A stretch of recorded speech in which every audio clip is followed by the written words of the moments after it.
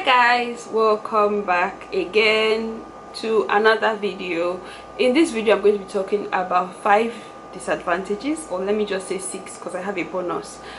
Disadvantages of schooling in the Philippines. I have already done 5 benefits of schooling in the Philippines. I will link it here, and now I will be telling you the disadvantages from my personal view.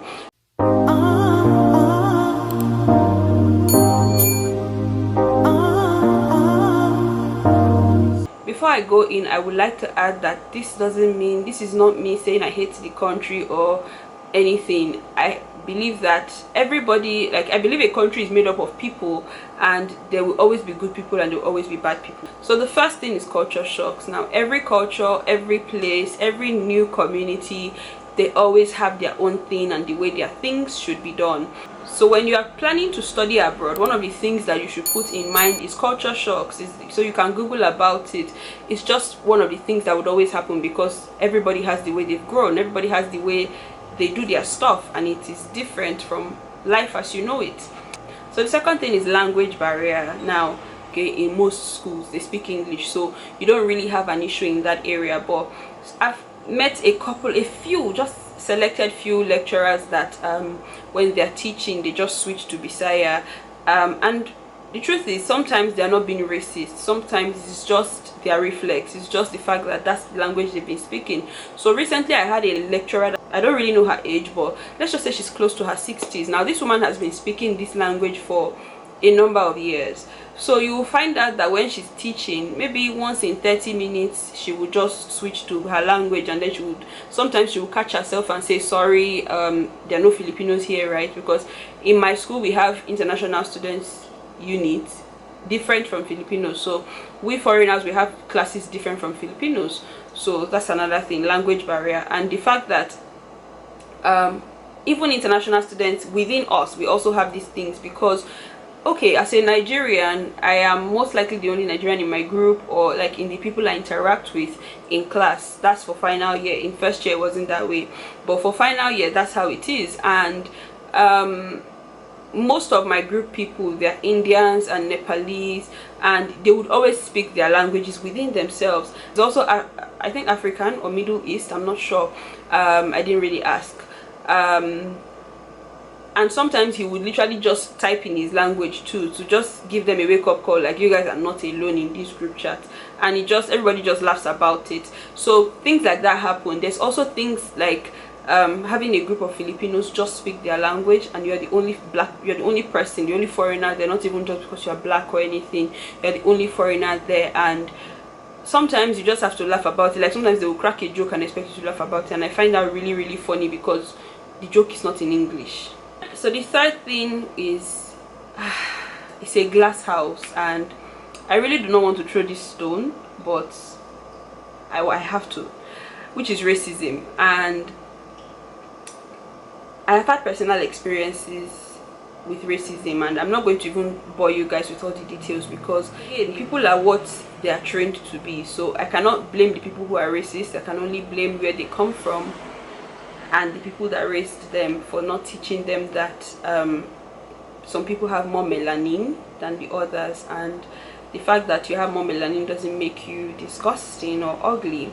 So there was this day I was just in front of my building, and I wanted to get I think I wanted to buy something. I can't even remember what it was, and a bunch of kids, street kids, they just walked up to me and they were like, give me money or something, like they're trying to beg me for something. And I was like, no, I don't have. And the next thing, they just told me that I'm as black as my face mask. I'm trying to find a face mask. Please, how am I as black as this thing? But that was what they said. And in all honesty, I did feel sad for like a split second, but then I was like, I can't even blame them, because they didn't have anybody to raise them and teach them that you don't tell people that, number one. And they also used the N-word on me.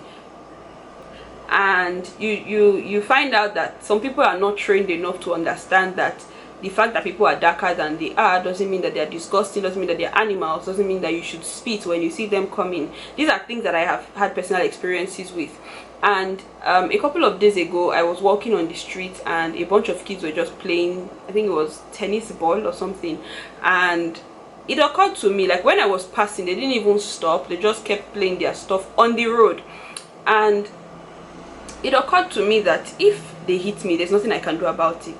I cannot go back and ask them why they did it or anything, because they may pretend not to understand English, they may feign ignorance, it could even result to violence. Like, a lot of things can happen from just reacting as a foreigner. Why is it like that? Why will children do this and the community would support them? Because that's how Filipinos are, that's how the community is. They would always support their own. So I have this other example. The day I was moving from my house, so I contracted this person to help me move, and the person agreed, and then the person said, oh, we fixed the price, and the person saw my stuff and was like, oh, we are gonna have to increase. And I said, okay, no problem. And I think we settled for, I can't remember how much we settled for, maybe 1,500 pesos or something. Like, we had a fixed price initially, and then when you saw my stuff, you said, okay, because I'm a foreigner. No, not because the person didn't say foreigner, but you know when they're charging you because you're a foreigner. And the person said, oh, because my stuff are much, we increased the price. And I agreed, fair enough. And this was even because they had already put my things in their truck, so telling them to remove it again so I can find another contractor would not even make sense. So I just agreed.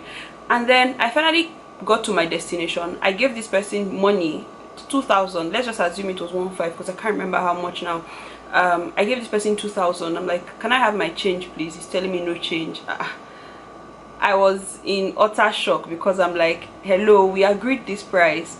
And so I had to call the person who, because I found them on Facebook Market, so I had to call the person I was in communication with from Facebook Market, because I didn't realize the person was a contractor that linked me to someone else who would do the job. So I had to call the person. I'm like, I'm sorry, like, what's going on? We agreed this price. Because before the person decided to move the van, he already called the one on the phone to tell me that he won't move the van unless I add money and make it 1,500, I think. So that was when we made it 1,500. So I'm like, but you heard when this person said 1,500, he said yes, but there's nothing he can do. I'm like, I don't understand. This is your friend, this is your person. If you tell him to let it go, he will let it go. So why are you telling me there's nothing you can do about it? It felt really sad because he was narrating this story to the Filipinos in the background and nobody said anything. And it just brought me back to, if it was Nigeria, I don't know about other countries, but if it was Nigeria, such a thing would not happen, because everybody would be like, that's not fair, that's not what you agreed. This is like, people will put their mouth and literally help the person who is in the right to get justice. But I don't think it's the same in this country, and I'm sorry, but that's my experience. I have like 1,000,001 stories that I can share. It doesn't make me feel less of a foreigner. It doesn't make me feel less of a human. It doesn't make me feel less of Antoinette. The racism experiences I have had, they don't even affect me. I don't know if God gifted me with a very tough skin to such things, and I'm thankful for that if that's the case. And this racism thing, even I feel like it got a lot more. Like, when I got back to Philippines, I was asking people, I was like, is it that I was blind to these things before? Because the racism experiences I'm having now, I'm like, how come I didn't see these things before? Have they always been like this? And some people would tell me, yes, it has been like that. So yeah. So the next disadvantage of schooling abroad or schooling in the Philippines is that you're away from your family. Now, if it was UK is, I think, about 7 hours away from Nigeria. And Philippines, on the other hand, is, with some airlines, the least I have seen is 21 hours away from Nigeria. So as opposed to when you school in the UK or when you school in Nigeria, where you are literally one, like if it's Nigeria, you're literally one domestic flight away or maybe a bus ticket away from home, as opposed to being in the Philippines, where you and your family has to budget that this child is coming home and this is how much we are going to spend for bringing her back home. Because for your tickets going to and fro Nigeria, if you want to do that, it's around 700,000, and that's when you book a far date. So you can imagine if it's because you miss home and you want to just go home. Right now we're talking close to 1 million, because tickets, dollar, everything is on the rise. So speaking of the rise, there's also expenses, and expenses is powered by exchange rates. So right now, because the dollar rate is increasing, we also have expenses on the rise. So this always breaks my heart when people ask me how much is the cost of living in the Philippines, which is the next video after this. When people ask me what's the cost of living in the Philippines, and I have to start telling them, oh, at as of 2020 the rate was 7.